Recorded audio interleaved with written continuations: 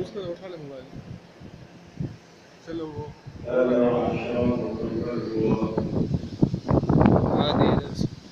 اور دوسرا معاشرہ شروع ہے.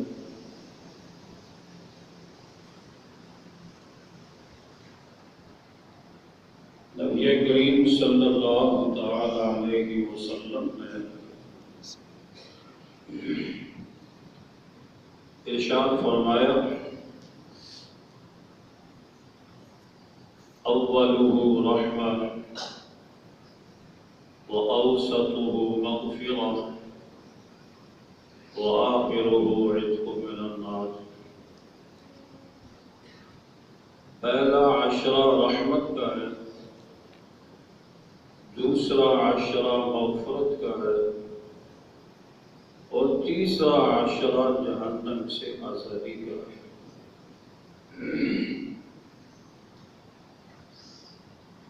رحمت کا عشرہ مکمل ہوا اور مغفرت کا عشرہ شروع ہے.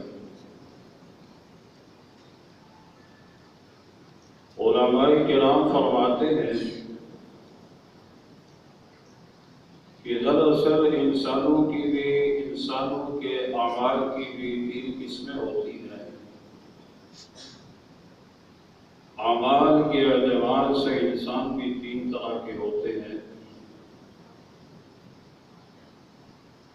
کچھ وہ لوگ ہوتے ہیں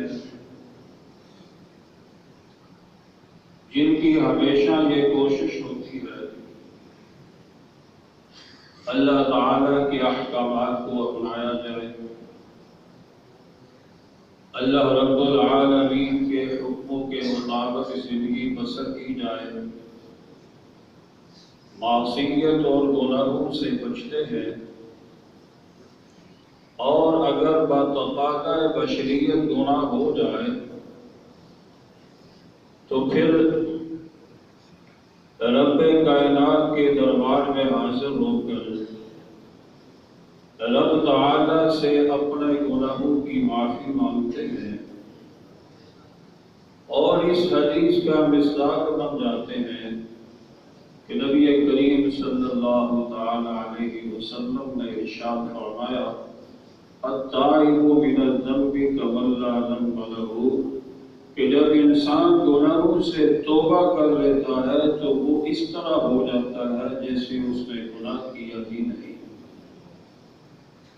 تو یہ تو انسانوں کے اعمال کی ایک قسم ہے. تو ایسے لوگوں کے لیے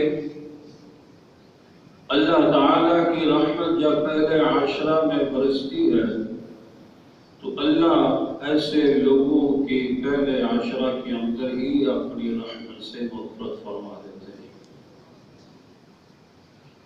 اور دوسرے وہ لوگ ہوتے ہیں نیک اعمال بھی کیے اور گناہ بھی ہو گئے، برائیاں اور اچھائیاں ان کے نامہ اعمال کے اندر ہے. تو جب رمضان المبارک کا مقدس مہینہ شروع ہوتا ہے، ایک عشرہ وہ اللہ کی رحمتوں سے مستفید ہوتے ہیں، اپنے اعمال کی اصلاح کرتے ہیں، اپنے رب کو راضی کرنے کی کوشش کرتے ہیں. تو ایک عشرے کے بعد اللہ رب العالمین ان لوگوں کی مغفرت فرما دیتے ہیں. اور تیسرے قسم کے وہ لوگ ہوتے ہیں جو بالکل انتہائی گناہوں کے اندر اپنی زندگی بسر کر رہے ہوتے ہیں. رمضان المبارک کا مقدس مہینہ آیا، احساس پیدا ہوا، ایک عشرے میں بھی محنت کی، دوسرے عشرے میں بھی محنت کی، اور اللہ تعالیٰ کی رحمتیں جو رمضان المبارک کے مہینے میں موسلادھار بارش کی طرح برستی ہیں، تو جب آخری عشرہ ہوتا ہے تو اللہ تعالیٰ ان لوگوں کی مغفرت فرما دیتے ہیں. اور نبی کریم صلی اللہ تعالی علیہ وسلم نے ارشاد فرمایا کہ رمضان المبارک کی جو آخری رات ہوتی ہے، اس رات میں اللہ تعالیٰ اپنے اتنے گنہگار بندوں کی مغفرت فرماتے ہیں کہ جتنے لوگوں کی مغفرت رمضان المبارک کے پورے مہینے میں ہوتی ہے، اس سے بھی زیادہ اللہ آخری رات رمضان المبارک کی اپنے بندوں کی مغفرت فرما دیتے ہیں۔ تو اس مہینے کے اندر اللہ تعالیٰ کی رحمتیں برستی ہیں، لیکن اللہ کی رحمتوں کو اور ان سے مستفید ہونا یہ ہر انسان کی اپنی محنت اور کوشش کے مطابق ہے۔ جیسے بارش برس رہی ہو اور مکان کے صحن کے اندر برتن رکھ دیا جائے اور اس کا منہ الٹا کر دیا جائے، سارا دن بارش برستی رہے، اس برتن کے اندر پانی تو کیا وہ بالکل پانی سے تر بھی نہیں ہوگا، وہ برتن خشک رہے گا۔ تو اسی طرح اللہ تعالیٰ کی رحمت رمضان المبارک کے مہینے میں برستی ہے، لیکن ان کو حاصل کرنے کے لیے اللہ نے انسان کو جو اختیار دیا ہے، یہ جو دل دیا ہے، اس پہ محنت کرنی پڑتی ہے، تو پھر وہ رحمت اللہ کی انسان کے دل کے اندر داخل ہوتی ہے۔ رمضان المبارک کا یہ وہ مقدس مہینہ ہے۔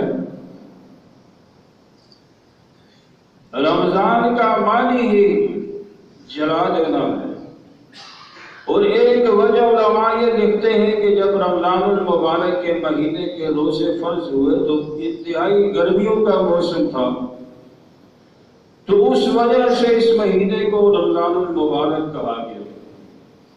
اور دوسرے علماء لکھتے ہیں کہ جب رمضان المبارک کا مقدس مہینہ آتا ہے، اللہ کی رحمتیں برستی ہیں، تو انسانوں کے گناہوں کو جلا کے رکھ دیتی ہے، اس کے نامہ اعمال کے اندر کوئی گناہ باقی نہیں بچتا ہے۔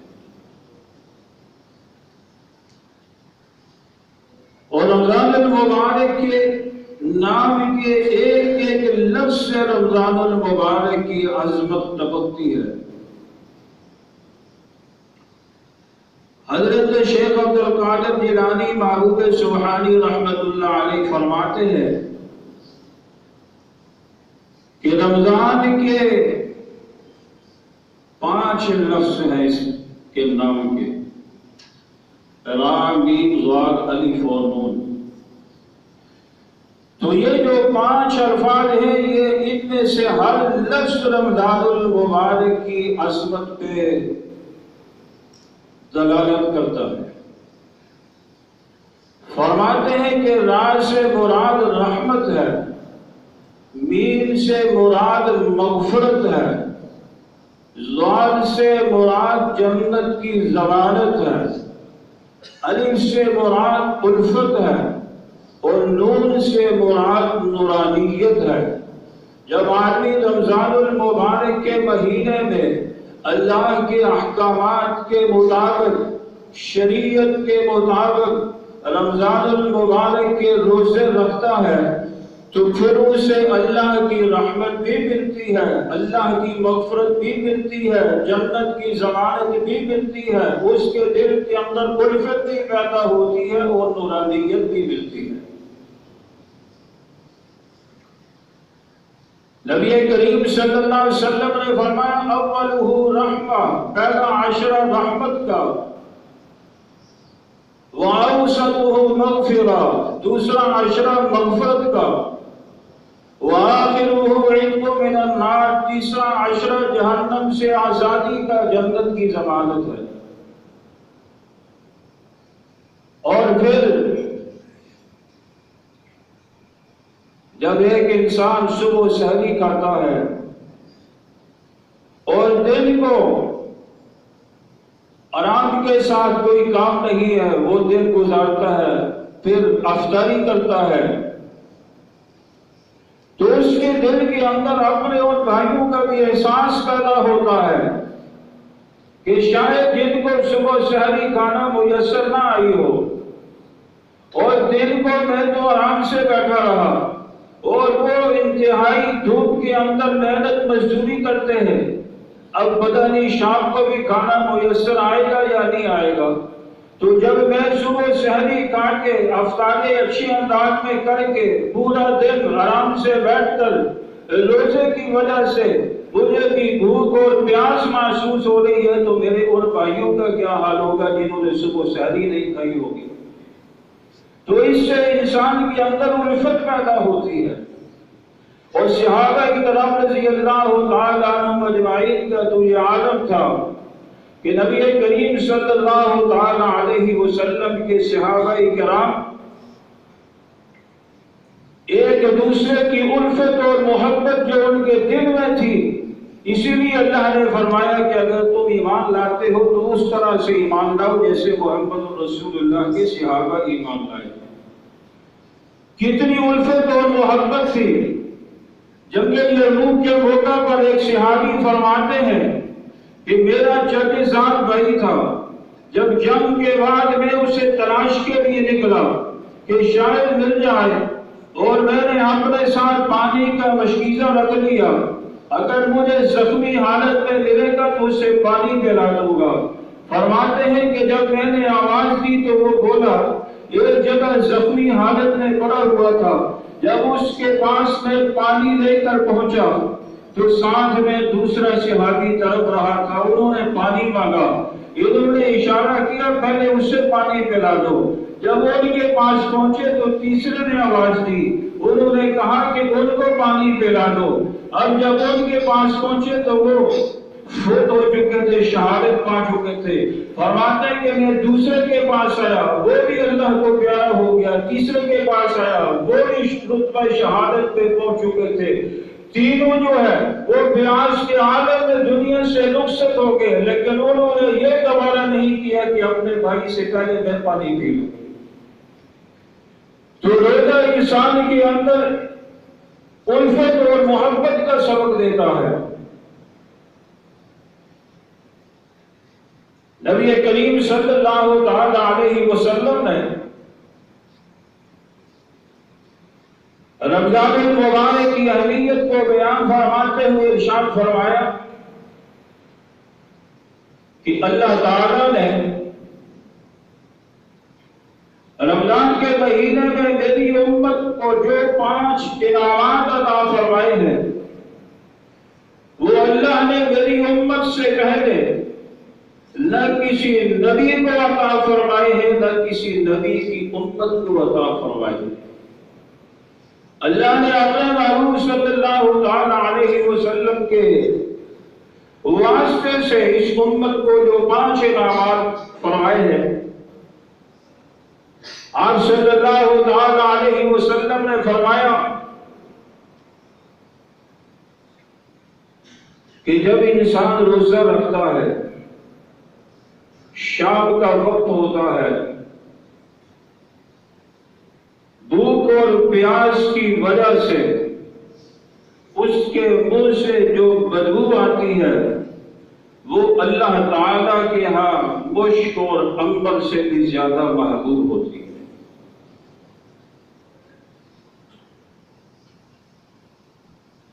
اور اس میں علماء یہ فرماتے ہیں کہ اس کا ایک مطلب یہ ہے کہ کل قیامت کے دن جب روزہ دار اللہ کے دربار میں حاضر ہوگا تو اس روزے کی وجہ سے جو اس کے منہ سے بدبو آ رہی تھی شام کے ٹائم میں، اس کے بدلے اللہ انہیں جنت کی خوشبوئیں عطا فرمائے گے۔ اور فرمایا کہ دوسرا اس کا مطلب یہ ہے کہ روزے دار قیامت کے دن جب اپنی قبروں سے اٹھیں گے تو ان کے منہ سے مشک اور عنبر کی خوشبو آ رہی ہو۔ اور تیسرا علماء فرماتے ہیں کہ روزہ رکھنے کی وجہ سے، عبادت کرنے کی وجہ سے انسان اللہ کا محبوب بن جاتا ہے، اور پھر جس سے محبت ہوتی ہے اس کی ہر ادا اچھی لگتی ہے، اس کی بدبو بھی انسان خوشبو سمجھتا ہے۔ تو فرمایا کہ جب آدمی روزہ رکھتا ہے وہ اللہ کا محبوب بن جاتا ہے، اس لیے اللہ رب العالمین اس کے معدے سے شام کے ٹائم میں جو بدبو آتی ہے وہ بھی اللہ کے ہاں مشک اور عنبر سے زیادہ محبوب ہوتی ہے۔ اور اس میں علماء نے یہ مسئلہ لکھا ہے، بعض ائمہ فرماتے ہیں کہ اس کی وجہ سے شام کے ٹائم میں روزے کی حالت میں مسواک نہیں کرنی چاہیے، لیکن امام ابو حنیفہ رحمۃ اللہ علیہ فرماتے ہیں کہ جس طرح دوسرے دنوں میں مسواک سنت ہے اسی طرح رمضان المبارک میں بھی ہے، کیونکہ مسواک کی وجہ سے انسان کے جو ہے وہ دند صاف ہوتے ہیں، اور یہ جو بدبو آتی ہے یہ بھوک اور پیاس کی وجہ سے وہ منہ کی بدبو نہیں ہوتی بلکہ وہ معدے سے آتی ہے، تو اس لیے مسواک روزے کی حالت میں بھی کرنی چاہیے۔ دوسرا، نبی کریم صلی اللہ تعالی علیہ وسلم نے ارشاد فرمایا کہ اللہ نے میری امت کو یہ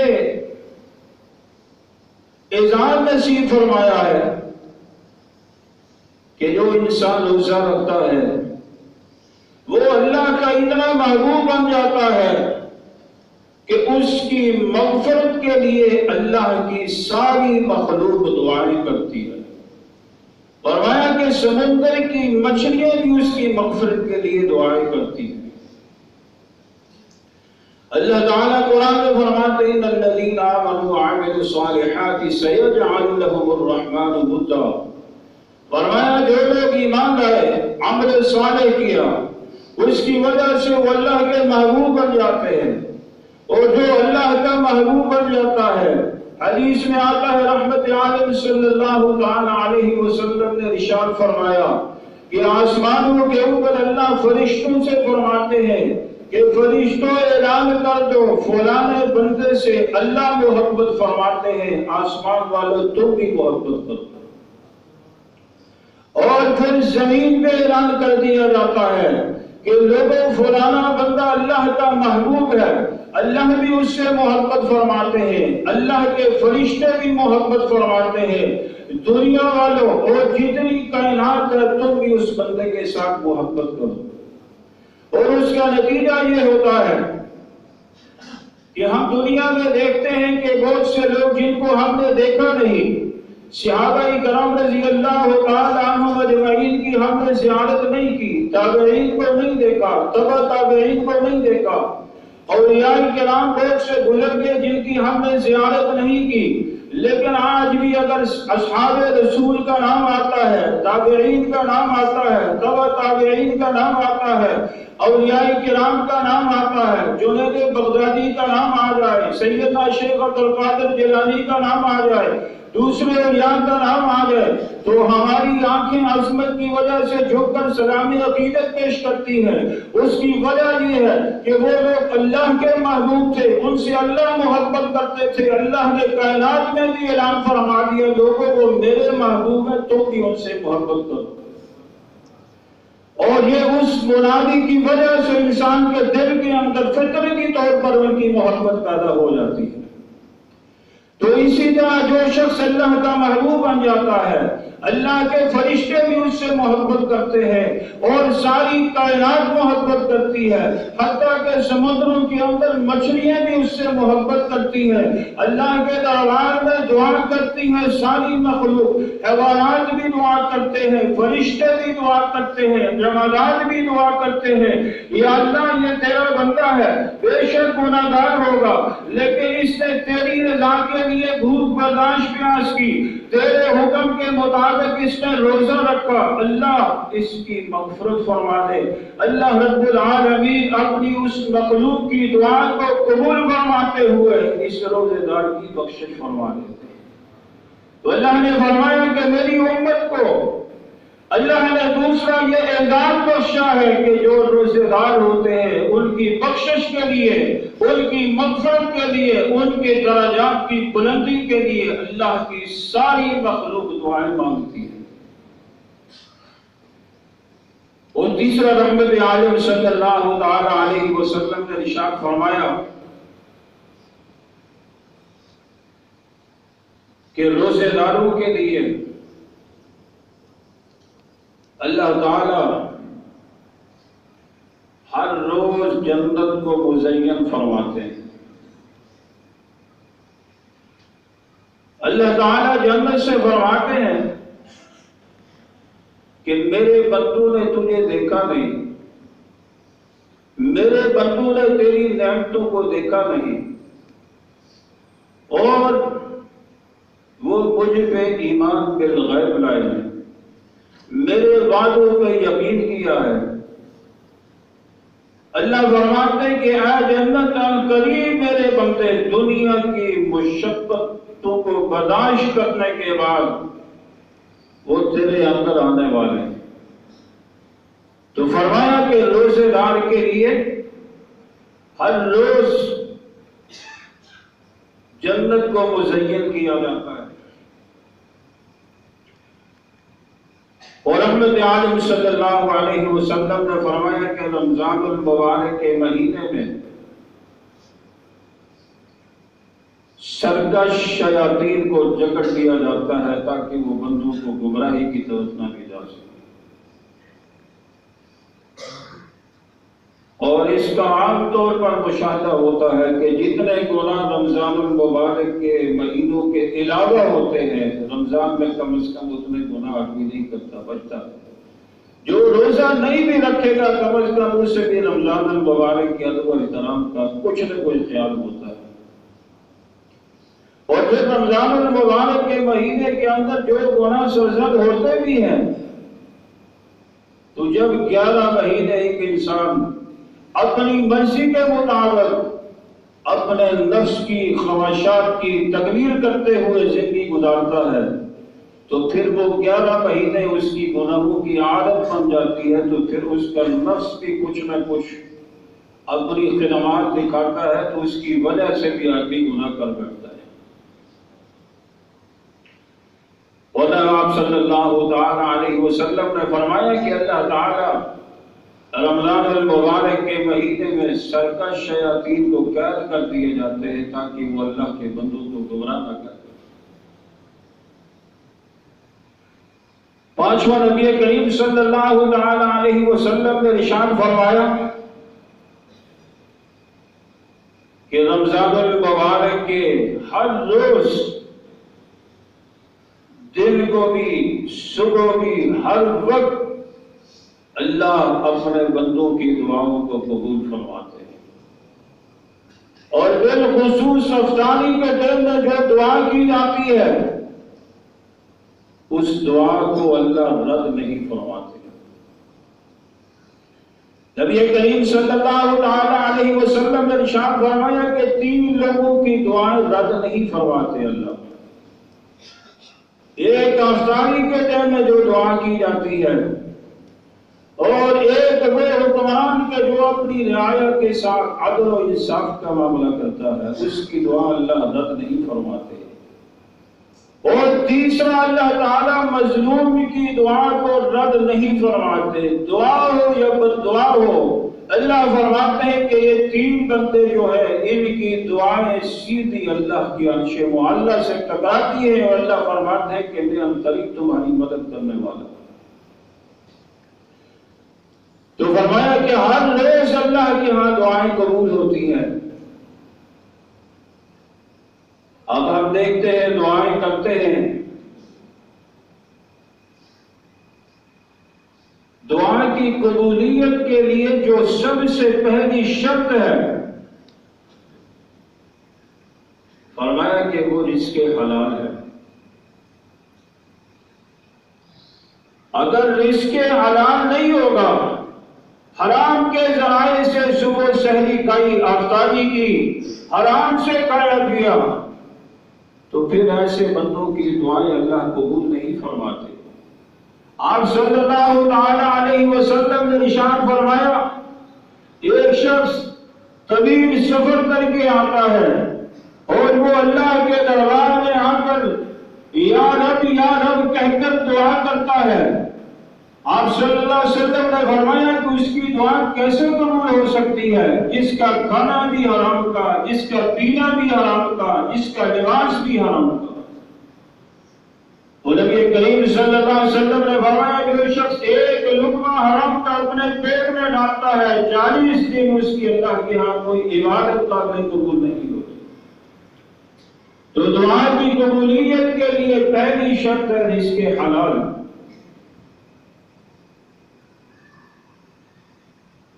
حجاج بن یوسف کے زمانے میں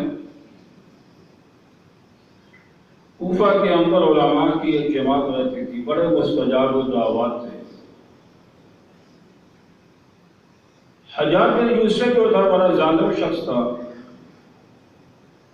اور یہ وہ شخص تھا کہ جس کی تلوار سے صحابہ کرام رضی اللہ تعالی عنہ کے خون سے بھی جس کی تلوار لگی ہوئی ہے، صحابہ کو بھی اس نے شہید کیا. اسے کسی نے کہا کہ وہ فلانی جگہ میں کچھ لوگ رہتے ہیں اور بڑے مستجاب الدعوات ہیں، ان سے بچ کے رہنا، وہ بددعا کر دیں گے تو تیرا خاتمہ ہو جائے گا. اس نے کہا اچھا ان کا علاج میں کرتا ہوں. بڑے اہتمام کے ساتھ اس نے کھانے کا انتظام کیا. کھانا کھلانے کے بعد کھانے سے فارغ ہو چکے اس نے کہا مولویوں بات یہ ہے کہ اب تم الٹ بھی لگ جاؤ، الٹے بھی لگ جاؤ، تم میرا کچھ نہیں بگاڑ سکتے، اس لیے کہ میں نے جو ہے تمہیں کھانا کھلایا ہے وہ حرام کے مال سے تھا، تو بس اب میرا کام پورا ہو گیا. حرام کا کھانا جو کھاتا ہے اللہ اس کی دعاؤں کو قبول نہیں فرماتا. تو دعا کی قبولیت کے لیے اس کے حلال یہ شرط ہے. اور آپ صلی اللہ تعالی علیہ وسلم نے فرمایا ان اللہ و ملائکتہ یصلون علی المتسحرین، کہ اللہ تعالی نے، اللہ کے فرشتے بھی سحری کھانے والوں پر رحمتیں بھیجتے ہیں. اب آپ صلی اللہ علیہ وسلم کی ان حدیث کو قرآن پاک کی اس آیت کے تناظر میں دیکھیں. اللہ فرماتے ہیں قرآن میں ان اللہ وملائکتہ یصلون علی النبی یا ایھا الذین آمنوا صلوا علیہ وسلموا تسلیما، کہ اللہ تعالیٰ بھی، اللہ کی رحمت کے فرشتے بھی نبی کریم صلی اللہ علیہ وسلم پر درود و سلام بھیجتے ہیں. ایمان والوں تم بھی آپ صلی اللہ علیہ وسلم پر درود و سلام بھیجتے. تو اللہ کے نبی نے فرمایا ان اللہ و ملائکتہ یصلون علی المتسحرین، اللہ بھی، اللہ کے فرشتے بھی سحری کھانے والوں پر رحمتیں بھیجتے ہیں.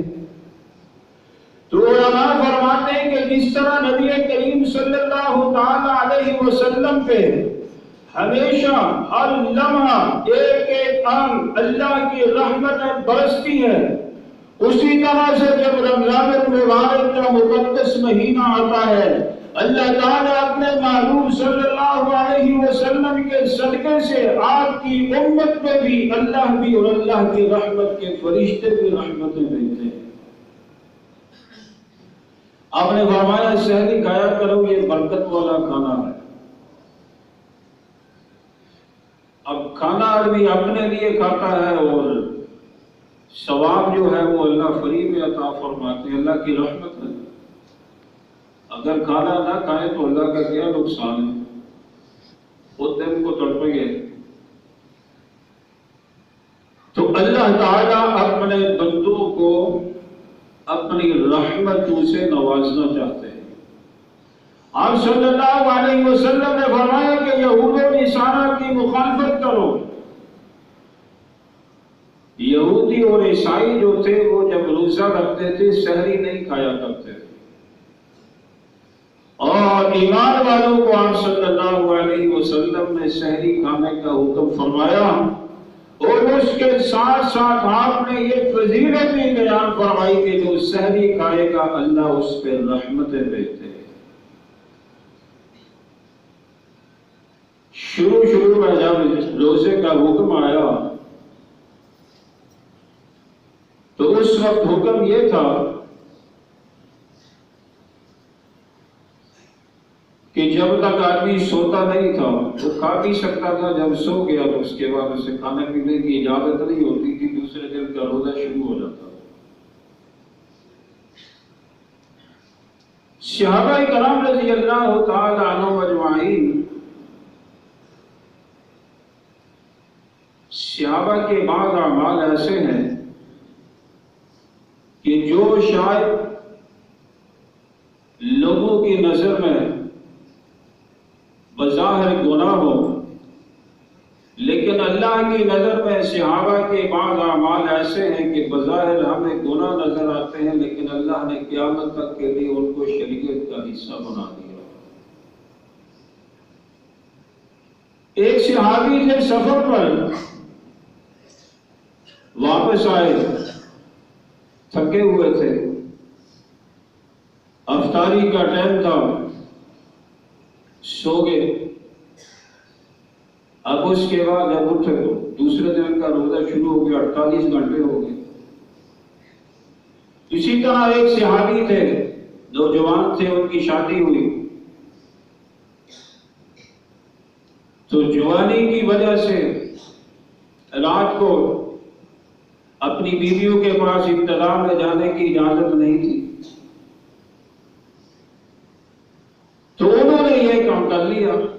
اب دوسرے دن دونوں صحابی جو ہے وہ رسول اللہ صلی اللہ علیہ وسلم کے دربار میں حاضر ہوئے، عرض کی یا رسول اللہ صلی اللہ علیہ وسلم، حضور آپ جو ارشاد فرماتے ہیں کہ شریعت بڑی آسان ہے، لیکن ہمارے لیے تو بہت مشکل ہے، ایک دن کا 48 گھنٹے ہو گئے، بھوک سے حالت میری یہ ہو گئی ہے۔ دوسرے نے کہا یا رسول اللہ صلی اللہ علیہ وسلم شادی ہوئی تھی تو میں اپنے اوپر کنٹرول نہیں کر سکا۔ اب یہ دو صحابی بظاہر گناہ ہے، غلطی کی ہے، ابھی رحمت عالم صلی اللہ علیہ وسلم نے انہیں کوئی جواب نہیں دیا۔ اللہ کی طرف سے کہیں نازل ہوتی ہے احل لکم لیلۃ الصیام الرفث الی نسائکم هن لباس لکم وانتم لباس لہن علم اللہ انکم فیکم تختارون انفسکم فتاب علیکم۔ اللہ نے حکم فرما دیا، فرمایا کہ تم رات کو اپنی بیویوں کے پاس بھی جا سکتے ہو، اللہ نے اجازت فرما دی۔ اور اسی طرح آپ صلی اللہ علیہ وسلم سے اللہ نے فرمایا کہ ان صحابہ نے جو خیانت کی ہے وہ ہمیں معلوم ہے، ہم ان کے دلوں کے راز جانتے ہیں، عفو اللہ عنہ، ہم نے انہیں معاف کر دیا۔ اب صحابہ کرام رضی اللہ تعالیٰ عنہم اجمعین کا بظاہر یہ گناہ تھا، غلطی کا ارتکاب تھا، لیکن ان کی غلطی کو اللہ نے قیامت تک کے لیے پوری امت کے لیے شریعت کا حصہ بنا دیا۔ اگر صحابہ یہ غلطی نہ کرتے تو شاید آج بھی ہمارے لیے وہی اللہ کا قرآن قانون ہوتا۔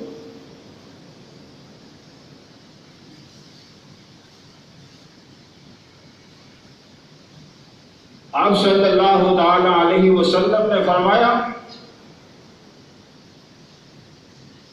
کہ روزہ یہ تمہارے لیے ڈھال ہے، فرمایا جیسے انسان دشمن سے بچنے کے لیے ڈھال استعمال کرتا ہے، اسی طرح شیطان سے بچنے کے لیے روزہ تمہارے لیے ڈھال ہے۔ یہ تمہیں شیطان کے فریب سے، شیطان کے مکر سے، شیطان کے حربوں سے بچاتا ہے۔ اور اللہ تعالیٰ فرماتے ہیں یا ایھا الذین آمنوا کتب علیکم الصیام، ایمان والو تم پہ روزے فرض کیے گئے ہیں۔ اس میں علماء کی حدیث فرماتے ہیں کہ جس طرح سے اللہ نے کھانے پینے سے منع فرمایا ہے جن کو، انسانی خواہشات کی تکمیل سے منع فرمایا ہے، اسی طرح ہمارے کانوں کا بھی روزہ ہے، ہماری آنکھوں کا بھی روزہ ہے۔ اللہ نے کانوں کے لیے بھی، آنکھوں کے لیے بھی، زبان کے لیے بھی اللہ نے روزے کا حکم فرمایا ہے۔ اس لیے کہ رحمت عالم صلی اللہ تعالی علیہ وسلم نے فرمایا کہ انسان کی جو نگاہ ہے یہ شیطان کے تیروں میں سے ایک تیر ہے، اور آپ صلی اللہ تعالی علیہ وسلم نے صرف روزے کی حالت میں نہیں بلکہ اس کے علاوہ بھی قرآن و حدیث کے اندر آپ صلی اللہ علیہ وسلم نے بے شمار نگاہ کی حفاظت کا حکم فرمایا ہے، اور نبی کریم صلی اللہ تعالی علیہ وسلم نے زبان کی حفاظت کا حکم فرمایا ہے۔ رحمت عالم صلی اللہ تعالی علیہ وسلم نے ارشاد فرمایا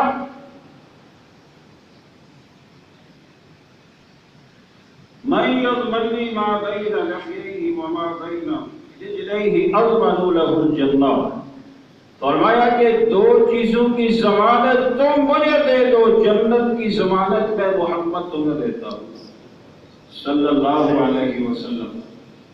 اللہ کے محبوب صلی اللہ تعالی علیہ وسلم نے جو جنت کی ضمانت اپنی امت کے لیے فرمایا ہے، وہ جنت آج بھی آپ صلی اللہ تعالی علیہ وسلم کے ہاتھوں سے مل رہی ہے۔ آپ نے فرمایا ایک اپنی شرمگاہ کی حفاظت کی ضمانت تم دے دو، اور زبان کی ضمانت تم دے دو کہ یہ دو چیزیں تمہاری اللہ کے حکم کے خلاف استعمال نہیں ہوں گی، تو حضور صلی اللہ علیہ وسلم نے فرمایا کہ جنت کی ضمانت میں تمہیں دیتا ہوں۔ نبی کریم صلی اللہ علیہ وسلم ارشاد فرماتے ہیں کہ ایک بندہ روزہ رکھتا ہے، روزہ رکھ کے وہ کسی کا گرہ کرتا ہے، کسی کی غیبت کرتا ہے، زبان غلط استعمال کرتا ہے، تو آپ صلی اللہ علیہ وسلم نے فرمایا کہ ایسے بندے کے لیے جو روزے کے احکامات کو پورا نہیں کرتا، فرمایا کہ ان لوگوں کے لیے سوائے بھوکا اور پیاسا رہنے کے انہیں کچھ بھی حاصل نہیں ہوتا ہے۔ جو چیزیں اللہ نے حلال کی تھی ایک متعین وقت تک اللہ کے حکم کے مطابق ان حلال چیزوں سے تو رک جاتا ہے، لیکن جس چیز کو اللہ نے شروع سے حرام فرمایا ہے، غیبت حرام ہے، غیبت کرنا بھی حرام ہے، غیبت سننا بھی حرام ہے، تو اس غلط کام کو کر رہا ہے۔ قرآن کریم میں اللہ فرماتے ہیں یحب احدکم ان یاکل لحم اخیہ میتا فکرہتموہ، کہ تم میں سے کون پسند کرتا ہے، کوئی پسند کرتا ہے اپنے مردہ بھائی کا گوشت کھانا؟ کوئی بھی پسند نہیں کرتا۔ فرمایا جو اپنے بھائی کی غیبت کرتا ہے وہ اپنے مردہ بھائی کا گوشت کھاتا ہے۔ غیبت ہے کیا؟ ایک شخص کے اندر کوئی برائی پائی جاتی ہے، اگر اس کے سامنے وہ بات کی جائے تو وہ اسے برا محسوس کرے، اس کی پیٹھ کے پیچھے وہ بات کی جائے تو وہ غیبت ہوتی ہے۔ صحابہ کہتے ہیں حضور اگر وہ بات اس میں پائی جائے، فرمایا کہ یہی تو غیبت ہے، اگر اس میں وہ چیز ہے ہی نہیں ہے تو پھر تو اس کے اوپر بہتان ہے، پھر تو اس کا اور زیادہ جرم ہے۔ تو آپ صلی اللہ علیہ وسلم نے فرمایا کہ روزہ دار ہے، شیطان کے وار سے بچاتا ہے، لیکن اس کے لیے آنکھوں کا بھی روزہ ہے، اس کے لیے زبان کا بھی روزہ ہے، اس کے لیے فرمایا تمہارے کانوں کا بھی روزہ ہونا چاہیے۔ جو بھی روزے کے احکامات ہیں اس کے مطابق روزہ رکھیں گے تو پھر اللہ نے روزے پہ جو اجر عطا فرمایا ہے وہ ملے گا۔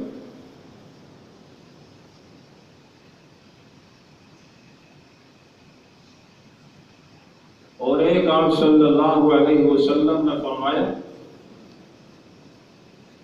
انسان کے دل کے اندر خوف خدا ہونا چاہیے۔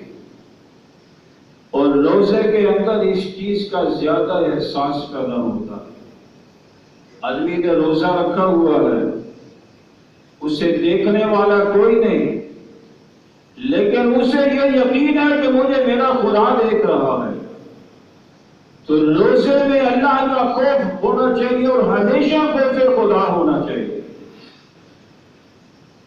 آپ صلی اللہ علیہ وسلم نے فرمایا کہ ایمان خوف اور امید کے درمیان ہے۔ حضرت عمر رضی اللہ تعالی عنہ جیسے صحابی فرماتے ہیں کہ اگر قیامت کے دن یہ اعلان ہو جائے کہ اللہ نے سب کی مغفرت فرما دی ہے سوائے ایک بندے کے، فرمایا کہ میں یہ گمان کروں گا کہ شاید وہ میں ہی ہوں کہ جس کی مغفرت نہ ہوئی ہو، اور فرمایا کہ اگر اللہ یہ اعلان فرما دیں کہ سب کی بخشش فرما دی ہے، ایک بندے کی بخشش نہیں فرمائی، فرمایا وہ میں ہی ہوگا، اور اگر اللہ کہے کہ سب کی بخشش نہیں فرمائی تو فرمایا کہ پھر بھی وہ میں ہوں۔ تو یہ ان کا خوف اور ایمان کا اس لیے کہا کہ اللہ کی ذات قہار بھی ہے، اس کی قہاریت سے بھی ڈرنا چاہیے، اور اللہ کی ذات غفار بھی ہے، اللہ کی رحمت سے نا امید بھی نہیں ہونا چاہیے۔ تو خوف خدا یہ بڑی بات ہے، اور بزرگ فرماتے ہیں کہ گناہ انسان وہاں پہ جا کر لے کہ جہاں اللہ کی ذات موجود نہیں ہے، یا وہاں جا کے گناہ کر لے کہ جہاں اللہ کی زمین ختم ہو جاتی ہے، یا فرمایا کہ وہاں جا کر گناہ کر لے کہ جہاں اللہ کا رزق استعمال نہیں کرتے۔ اللہ کی زمین پر اللہ کا قاتل پھر اللہ کی بغاوت کرنا، فرمایا کہ یہ ایمان والوں کا کام نہیں ہے، یہ اللہ کے بندوں کا کام نہیں ہے۔ آپ صلی اللہ علیہ وسلم نے ارشاد فرمایا کہ تمہارا اللہ کی ذات میں اتنا یقین اور ایمان ہونا چاہیے کہ ہر انسان کا یہ تصور ہونا چاہیے کہ میں جب آدمی عبادت کرتا ہے تو اس طرح سے عبادت کرے کہ میں اپنے رب کو دیکھ رہا ہوں، اور اگر یہ یقین پیدا نہ ہو سکے تو کم از کم یہ یقین ہونا چاہیے کہ مجھے میرا اللہ دیکھ رہا ہے۔ جب یہ یقین ہوگا تو پھر انسان اللہ کی بغاوت نہیں کرے گا۔ تو روزے کے اندر خوف خدا کا سبب ملتا ہے۔ اللہ رب العالمین ہم سب کو کما حقہ رمضان المبارک کے روزے رکھنے کی توفیق عطا فرمائے، رمضان المبارک کے فیوز و برکات سے ہم سب کو مستفیض فرمائے۔ جتنے لوگ بھی دنیا سے جا چکے ہیں، مومنین مومنات مسلمین مسلمات، اللہ سب کی بخشش فرمائے۔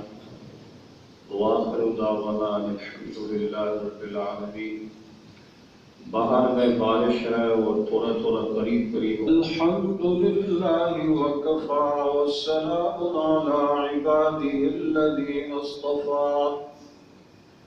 اما بعد فاعوذ باللہ من الشیطان الرجیم، بسم اللہ الرحمن الرحیم۔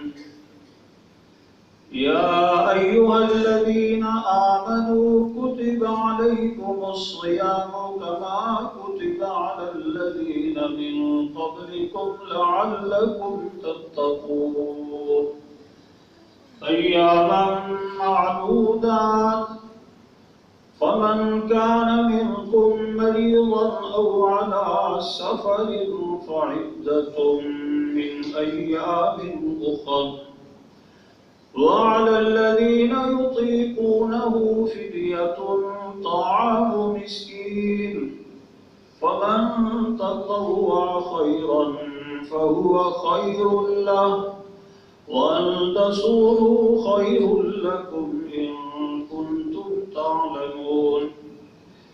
شهر رمضان الذي أنزل فيه القرآن هدى للناس وبينات الهدى والفرقان فمن شهد منكم الشهر فليصم ومن كان مريضا أو على سفر فعدة من أيام أخر يريد الله بكم اليسر ولا يريد بكم العسر ولتكملوا العدة ولتكبروا الله على ما هداكم ولعلكم تشكرون.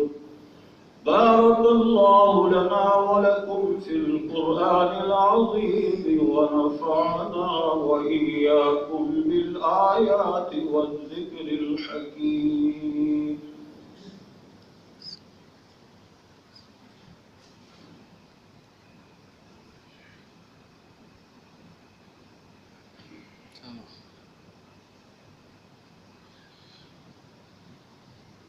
الحمد